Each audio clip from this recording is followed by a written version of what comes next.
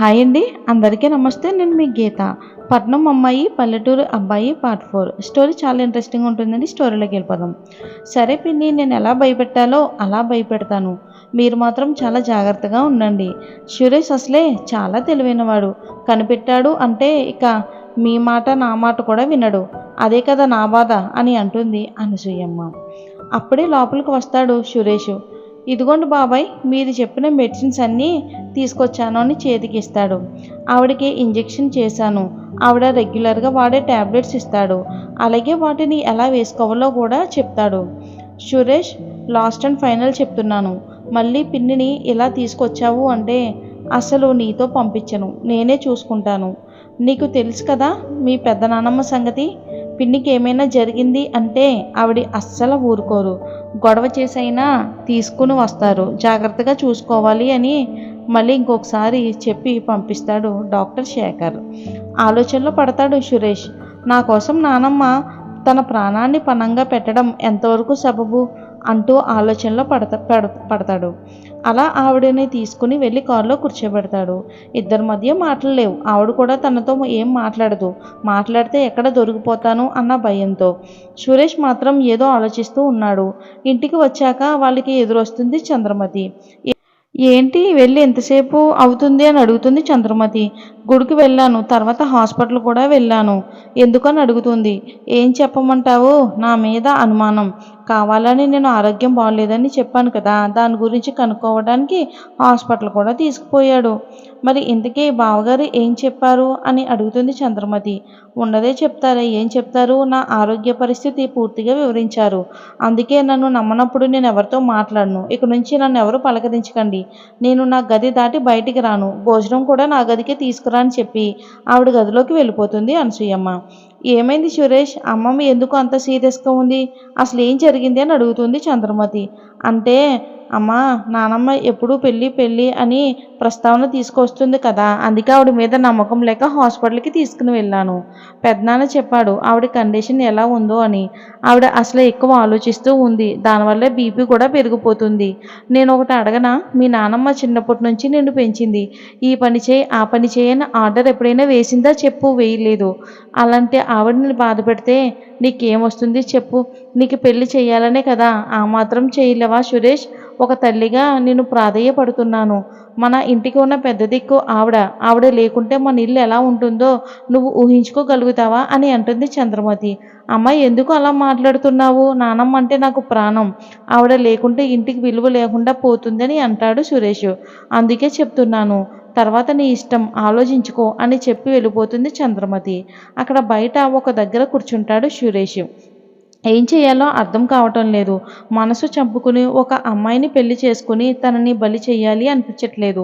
నేను మనస్ఫూర్తిగా అంజలిని ప్రేమించాను. నేనంటే ద్వేషంతో వెళ్ళిపోయింది తను.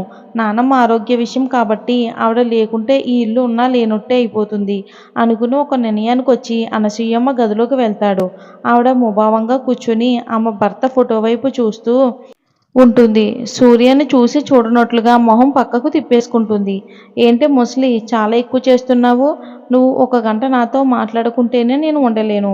అలాంటిది ఇట్లా మూతి పెట్టేస్తావనుకో, ఈ బుగ్గలు రెండు లాగేస్తాను అంటూ ఆవిడ బుగ్గలు పట్టుకుని ఊపేస్తాడు.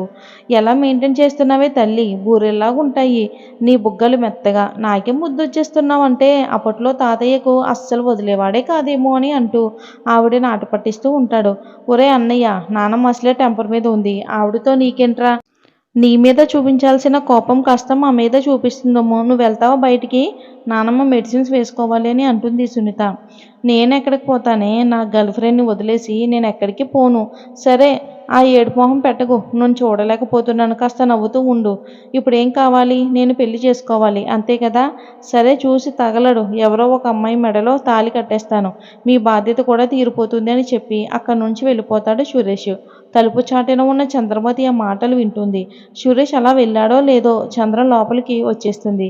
ముగ్గురు కలిసి డ్యాన్స్ చేస్తూ ఉంటారు. సురేష్ బాబుకి పెళ్ళి ఒప్పుకున్నాడు అని. పొలానికి వెళ్ళిన చంద్రమోహన్కి అమ్మ ఆసుపత్రికి తీసుకువెళ్ళిన విషయం తెలుస్తుంది. అమ్మకు ఏమైందని అంటూ హడావిడిగా ఇంటికి వస్తాడు. తీరా ఆవిడ గదిలోకి వచ్చి చూస్తే అప్పటికే వీళ్ళు ముగ్గురు కలిసి డ్యాన్స్ చేస్తూ కనిపిస్తారు. అమ్మ, ఏంటది, నీకు అసలే బాగోలేదని చెప్పి నాకు శేఖర్ ఫోన్ చేశాడు. మరి ఎందుకు అంతలా గంతులు వేస్తూ ఉన్నావని గట్టిగా అరుస్తాడు చంద్రమోహన్.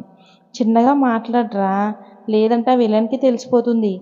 ఎవరు ఆ విలన్? ఇంకెవర్రా, నీ కొడుకే. నా కొడుకా? వాడేం చేశాడు? వాడిని పెళ్ళికి ఒప్పించడానికి ఒక పెద్ద డ్రామా ప్లే చేశానులే. ఇలా వచ్చి కూర్చో, నీతో ఒక విషయం చెప్పాలి. మీరు ఎప్పుడూ నా మాట వినరు కాబట్టి ఇప్పుడు మీ మాట నేను వింటాను అంటాడు చంద్రమోహన్. ఎక్కువ మాట్లాడితే మూతి పచ్చడవుతుంది, చెప్పింది విను. సరే చెప్పు. రాధ ఫోన్ చేసింది నువ్వు తనతో మాట్లాడటం లేదు అని. పిల్లనివ్వమని నీ ఫ్రెండ్కి నువ్వు అడగట్లేదు అని నీ ఫ్రెండ్ చాలా అలిగాడంట. నువ్వు వాడితో మాట్లాడుకో, వీళ్ళిద్దరికీ కూడా మూడు ముళ్ళు వేసేద్దాం అని అంటుంది తల్లి అనసూయమ్మ. అమ్మ ఆపుతావా? చిన్నప్పుడు ఎన్నెన్నో అనుకుంటాం, అవన్నీ నెరవేరుతాయా ఏంటి? పెద్దయిన తర్వాత అవన్నీ కూడా నెరవేరవు. అలా అనుకుంటే మన పొరపాటే అవుతుంది. ఆ అమ్మాయి ఎక్కడ? మన సురేష్ బాబు ఎక్కడ? మన సురేష్ 10th వరకే చదివి ఆపేశాడు. ఆ అమ్మాయి నాకు తెలిసి డిగ్రీ వరకు చదివింది అన్నట్టు గుర్తు. అలాంటి అమ్మాయి మన సురేష్తో అడ్జస్ట్ అయ్యి బతుకుతుందనుకుంటున్నావా? అసలే సిటీ కల్చర్కి అలవాటు పడ్డ అమ్మాయి ఈ పల్లెటూరులో ఉంటుందా? రోజు గొడవలు పెట్టుకుంటూ ఉంటారు. ఆ గొడవలు నువ్వు నేను చూస్తూ ఉండాలి. ఇదంతా అవసరం లేకుండా వేరే అమ్మాయిని చూసి పెళ్లి చేద్దాం అని అంటాడు. అలాంటి అమ్మాయిని ఎలా దారిలోకి తీసుకురావాలో నాకు బాగా తెలుసులేరా. నేను చెప్పిన సంగతి నువ్వు చెయ్యి. వాళ్ళు పుట్టినప్పటి నుండి నిర్ణయం తీసేసుకున్నాను. అది మార్చే ప్రసక్తే లేదు. వాడు పెళ్ళంటూ చేసుకుంటే రాధ కూతుర్ని చేసుకోవాలి. దాని పేరేంటి అని అడుగుతుంది చంద్రాన్ని. శశి అమ్మమ్మ అని చెప్తుంది చంద్రం. అదే శశి అంట. తన మెడలో మూడు ముళ్ళు వేసేది నా మనవడు సురేష్ అని కరాఖండిగా చెప్తుంది అనసూయమ్మ. అమ్మ మాట కాదనలేక తన ఫ్రెండ్కి కాల్ చేస్తాడు చంద్రమోహన్. ఓకే ఫ్రెండ్స్, తర్వాత ఏం జరుగుతుందో మనం నెక్స్ట్ భాగంలో చూద్దాం. స్టోరీ మీకు నచ్చినట్లయితే లైక్ చేసి ఛానల్ని సబ్స్క్రైబ్ చేసుకోండి. అసలు వాళ్ళిద్దరికీ పెళ్ళి అవుతుందా లేదా? పెళ్ళి అయితే సురేష్ తనను ప్రేమిస్తాడా లేదా? తన పల్లెటూరు వాతావరణానికి అడ్జస్ట్ అవుతుందా లేదా అన్నది story. Thanks for watching friends. Daily follow అవ్వండి.